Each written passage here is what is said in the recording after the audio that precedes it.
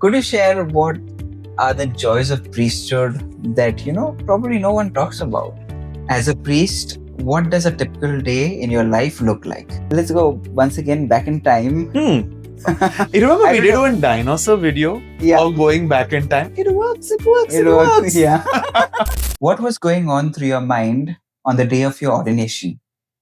Diaconate or The priestly ordination. priestly ordination? Okay. Good. In the build up to this, I remember someone had asked me, "What's on your mind?" And I had like, no, nothing. It's like just another day. When I was like, can't call it just another day. It's one of the most significant days of my life. It is so wrong to call it just another day. And me as a person, I don't like to hype up things. I like to keep them dialed down. So perhaps that was something that made me feel like just another day. But then on further analysis or examination of what was on my mind, I think I remember that the diaconate was a very special experience. And remember when we are called during the litany, we lay prostrate as a sign of death to our old self and to rise again as a new self, new person.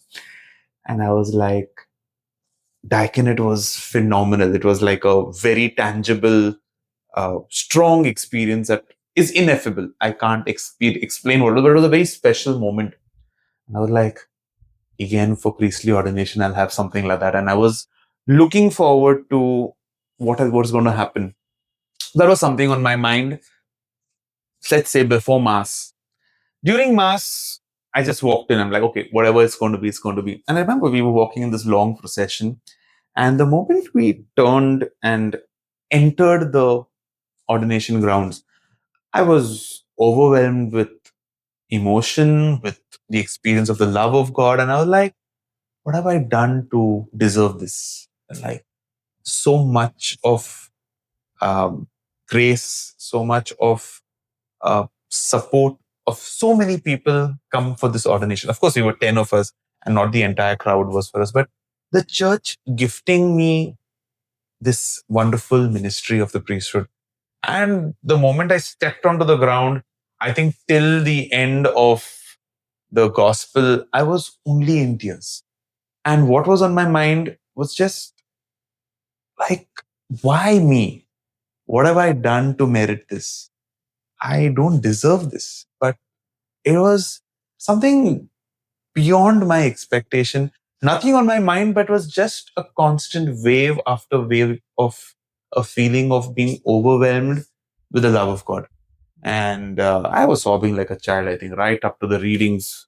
And then I was a little better off. And I'm like, why are so many tears coming in my eyes? And like, I was just hoping that no camera person zooms into me. I was quite conscious, but I was like, I don't care. I know how it's happening. It's happening. That was something amazing. And then we go up, after the readings and things like that. Our parents present us to the archbishop. And then, of course, the rite of ordination begins and we are supposed to lay prostrate. And I was like, wow, now is the moment. Like, in diaconate, the same thing's going to happen. And I got up after the litany and I was like, kuch nahi hua. I was like, nothing happened. And I was like, oh my God, did I miss the moment or what? And that's something that we generally tend to chase after, even in spiritual experiences, perhaps at a retreat or in personal prayer or in our chapel time or at Mass.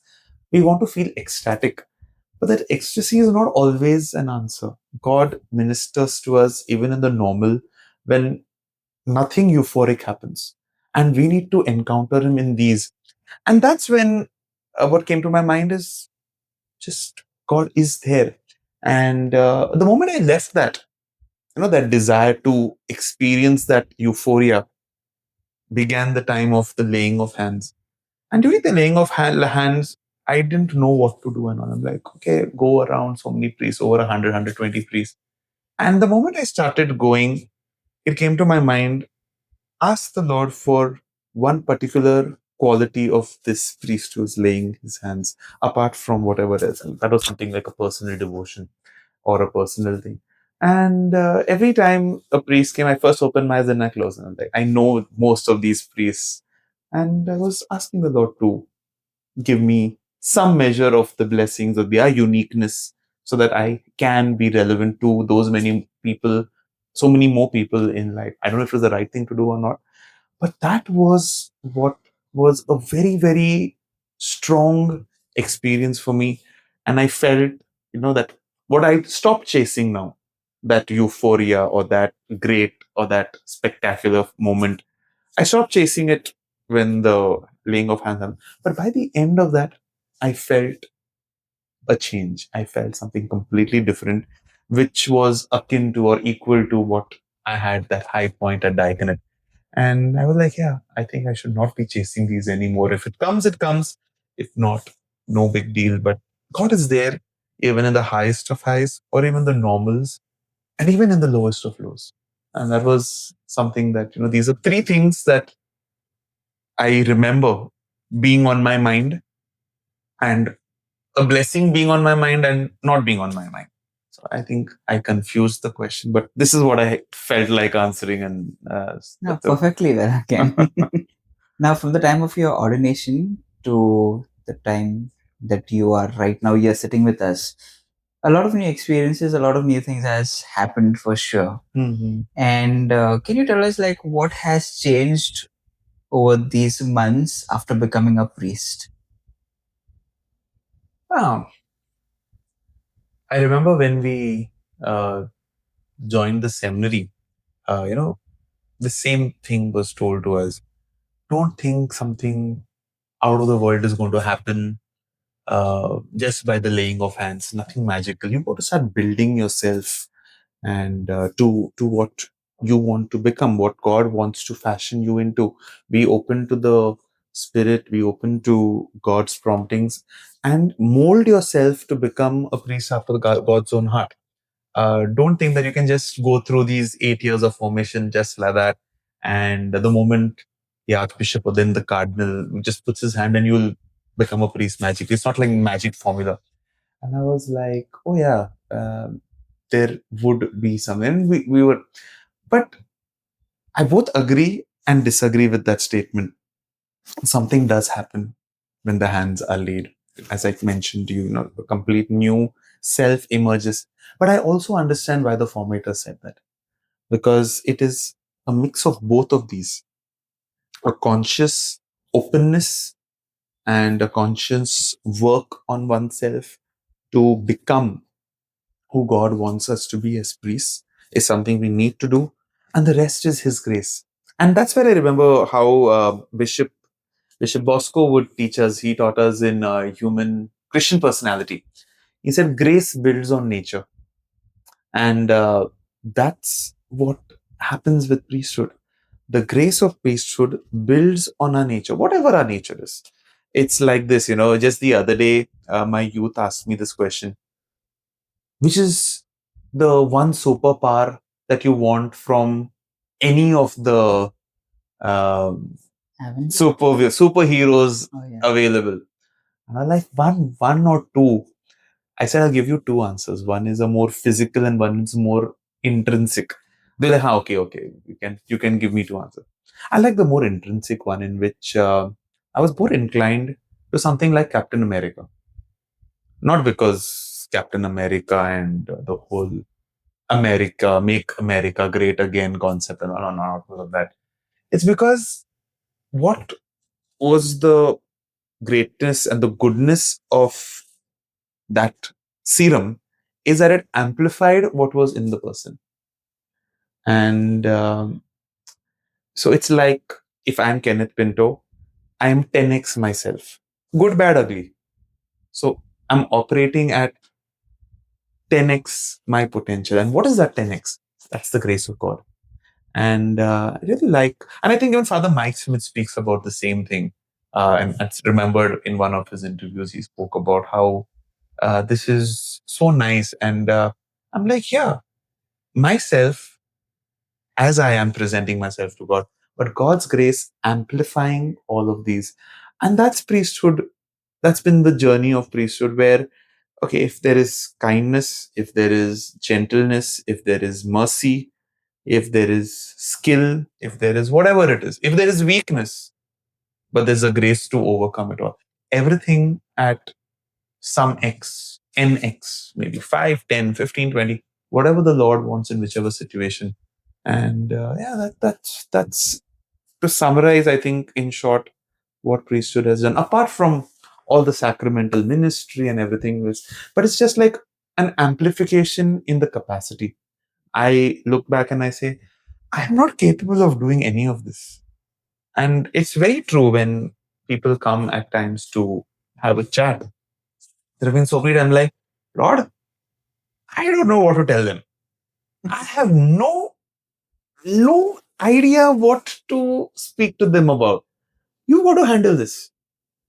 And I don't know how and what and no clue what, but people go back satisfied because I'm very sure it's not me whom they're encountering, but it is Jesus. And that's what priesthood has done. It has amplified the quotient of Jesus-ness in me. That's a little bit of metaphysics again. The ness, the being of Christ, that they can come and encounter Jesus in the person of Kenneth Pinto. Being in person of Christ is, I think, the biggest blessing of being a priest. That's something that I can think of. Yeah, that's actually wonderful. And it makes sense even when I look back to the time from my ordination to now. Even I can see like something of what you mentioned, working out. Absolutely. Okay, I think let's go once again back in time. You remember I we don't did know. one dinosaur video Yeah. of going back in time? It works, it works, It it works, works. yeah. I was watching it with my nephew the other day and he was like, wow, this is nice. At a ladies' home, yeah. Our ladies' It home, was yeah. fun. I remember that. Puppet show with dinosaurs. Oh, sorry, but I just broke your chain of thought. Yeah, that's just. So yeah, let's go back in time once again. To our first mass. Sometimes even I'm not sure what is the first mass, but I'll say the first mass that we preside over. Correct. So can you take us to your first mass and tell us, what did you feel and can you describe how was it? Yeah, I agree with you. The first mass that we celebrate is the ordination mass, as we've been taught. But yeah, the first mass we call it sometimes the Thanksgiving mass, or the first mass we preside over.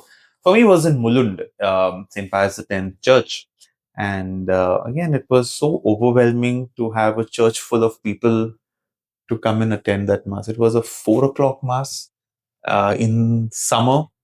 Um, it was somewhere April 30th. Yeah, I better remember those dates. Yeah, it was April 30th, Sunday afternoon, 4 o'clock. And the church was packed. And I remember my parish priest saying, you know what, it looks like it's a parish feast, though those many people are there. And he was like, it's so good to see the whole parish coming together and celebrating this ordination and this wonderful event. And yeah, just being there to celebrate that Eucharist. It was a little longish mass because there were a lot of some felicitations, and I took the liberty to preach a little longish homily. And yeah, I was going slow with the words, not as I would otherwise. And the whole experience was just the same. Like, what have I done to merit this? Nothing. I mean, like, why, Lord, out of everyone, you give this privilege to me? And the high point was the time of consecration and the experience I had at that moment to know that these hands, though guilty of a lot of wrong, are blessed to bring down God's presence in body and blood.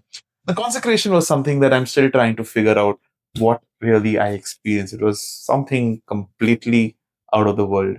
And that one experience for me is sufficient for my life. Do I experience the same even today? Perhaps not.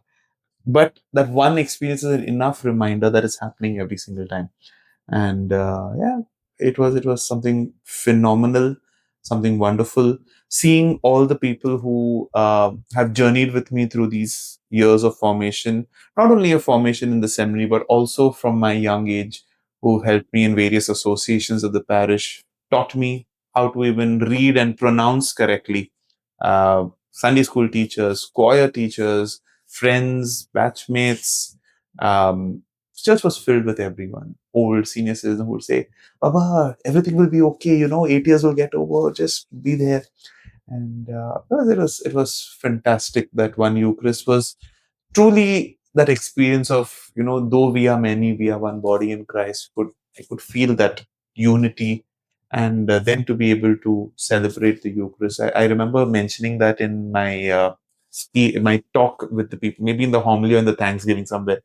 I said I remember sitting down there and attending Mass every day, then in the choir there, then in the altar servers here and here, then as a deacon preaching from this ambo, and today at the presidential stand and at the altar celebrating this Eucharist. So it just showed me how life is so beautiful, and every single place had its value, had its worth, and it's so good to make that journey that today I can celebrate this Eucharist. So that first Mass was something amazing. I'm really thankful to one of my friends who insisted that it be recorded. I was like, who wants a video of it? Just forget it. I mean, who's going to watch it again?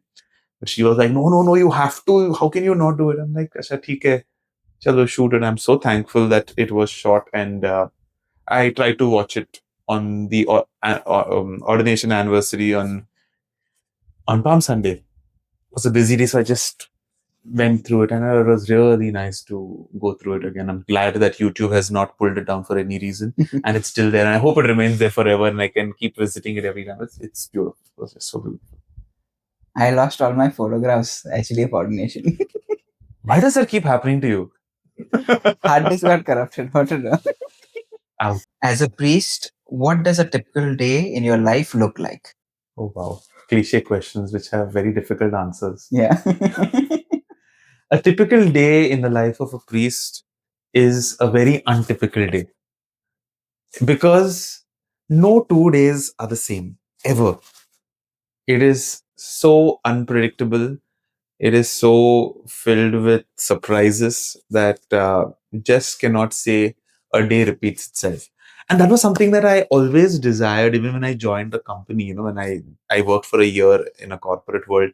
And I was like, I don't want the day to repeat, because people would say, it's the same thing, wake up, go to work, same work, come back, repeat.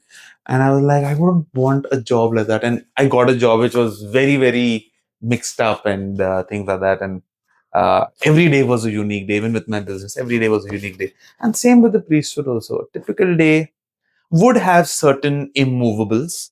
For example, not just food and rest, but also prayer, mass, the divine office, um, meeting people, um, animating visits. Now, these then keep changing. But yeah, there are certain elements that are always fixed. But the definite fixture is unpredictability, because you may plan something, something, something, and when you go and sit at the desk, something else happens altogether. And that's the beauty of it. And that's the wonder of the role of the priesthood, that nothing's certain. And yeah, you got to do your basics right. Everything else just keeps happening around it, and it's amazing.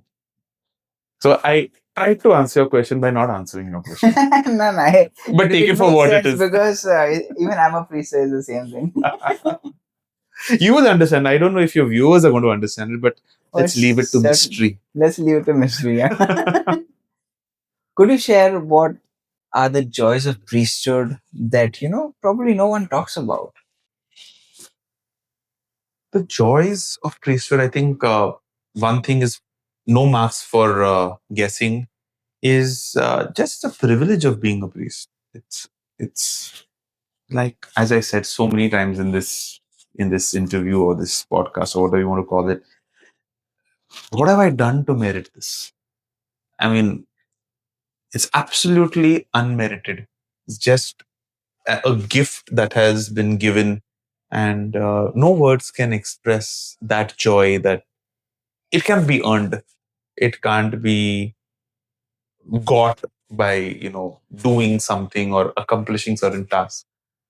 The true joy of priesthood is that it is an unmerited gift. The other joy is, yeah, sacramental. The Eucharist, celebrating the Eucharist, it's new every time. It's, though I may say, and I said it, that the Eucharist I'm celebrating today is not like that first one. And I remember, I think Saint Mother Teresa said, priest of God, celebrate this Eucharist as though it is your first, it is your last, and it's your only Eucharist. But yeah, that first Eucharist was, I mean, it's the same value and the same devotion that I would celebrate it with. But the euphoria and the experience of the first is something else. But yeah, it's the high point of the day. It's like, I wouldn't want to miss the Eucharist any day of my. And I remember Father Filio used to say, celebrate the Mass every day. You have to. How can you not celebrate Mass any day? I'm like, yeah, absolutely. And that is something. And I think the greatest joy is confessions. I think there is no better place on earth than the confessional.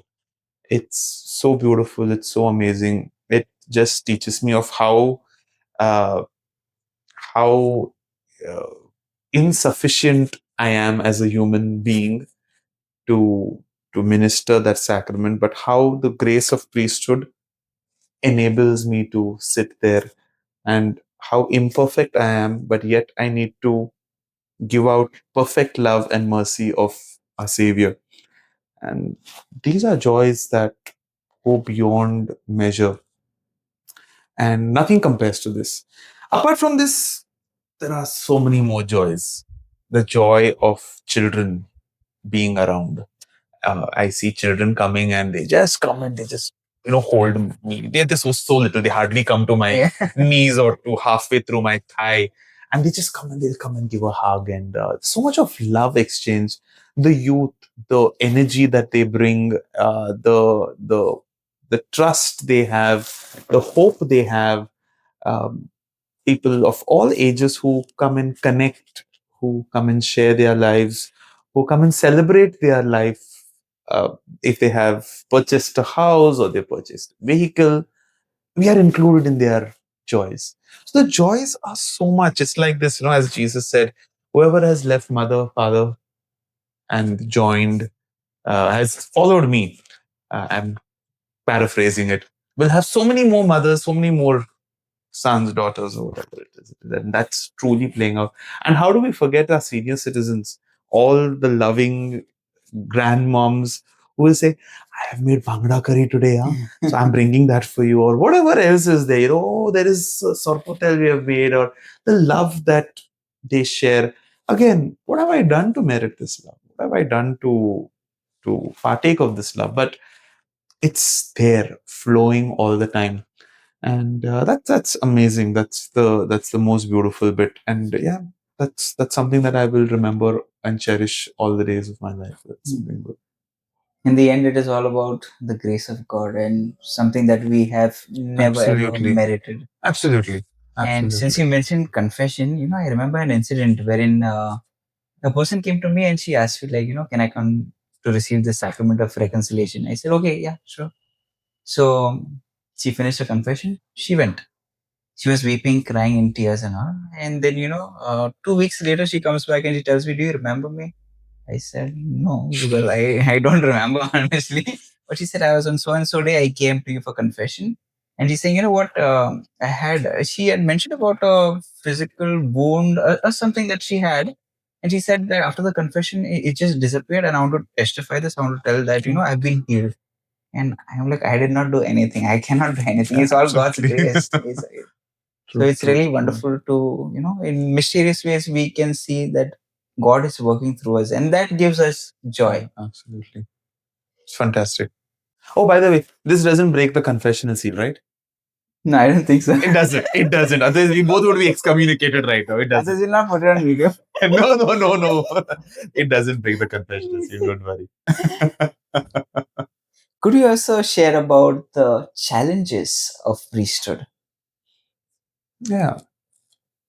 The challenges of priesthood is one that I can really think of, and something that I have to remember each day is again from Christ saying in Luke 9:23, if I'm not mistaken, my numbers are terrible. However, if you wish to be my disciple, you've got to deny yourself, take up your cross, and follow me. Deny yourself daily, take up your cross and follow me. I think that is the life of every Christian, and so much more as a priest, that I need to deny myself each day. I may just want to just chill for one day or do nothing. But if there's a knock on my door or there's a call on my phone, I need to be available. And again, it's never a burden. It's a joy of that exchange, because in that exchange, Christ is present. And every time we celebrate the sacrament or we are available to people, sacramentally, yes, He's present. Also, we are gathered in His name, and He is present out there. Yeah, I think to live a life of no duplications, a maskless life, as far as there will always be roles where you have to step into the shoes of a friend, a mentor, an administrator, or whatever it is. Those are roles we have to. But at the heart, I think we have to be very genuine and authentic to who we are. And that sincerity and that honesty is something that is very important. So I feel yeah, that bit, to die each day, to die every single day to what I want to do and what I want to be. And it's tough. It's tough. It's not the easiest. But it is not that tough, because it's a single-minded focus key. This is what I want to do. This is what I love doing. And then why would I prioritize anything else over this? It's like how every married man or every married woman would die to that thought or concept of being with someone else but their spouse. If you ask them, is it tough? They say, yeah, but it's a joy. Maybe it's tough. We do get attracted to someone else, but it's not worth it, because we've got something so much more precious, so much more wonderful with us. And I think in that way, even priesthood, the whole idea of dying to what I want to do, that ties up back to obedience, but just being there for the Spirit of God to guide my day, to animate my day, and to go about that day in that way where it is truly a day surrendered to Him to be fruitful through, for me to be fruitful in His eyes. It's something. And I say, yeah, it sounds very ideal, but doable, very much doable in our limitedness. It's not like Mount Everest, but maybe just one small little hillock. But it is. And dying each day is amazing. Is amazing. Can you share any moment that has, deeply touched you in priesthood? Any one incident? Any moment that has touched me in priesthood? I think there are so many, but one that really comes strongly to my mind is when people come with such hope, such anticipation, such expectation, ki when we meet you, we are meeting Christ. They come say, Father, it is your blessing, it is your prayer. It's not me that they are looking at or looking out for. I truly believe that it is Jesus whom they are meeting. And that hope and that expectation that they share, I think, is more than anything else. With that faith that they come, not a faith in me, not that my words are going to touch them or my prayers are going to work great wonders for them. Yeah, of course, priests' prayers are promised in scripture and in tradition when we lay our hands and pray. But what is that? It's not me. It is me operating in persona Christi. It is Jesus who is actually the one they are meeting. And that should always, will always be, the highest, the biggest point, that the whole foundation of this ministry. One word to describe seminary life. Not roller coaster, but greenhouse. a saint you feel close to. One message to young people watching this video: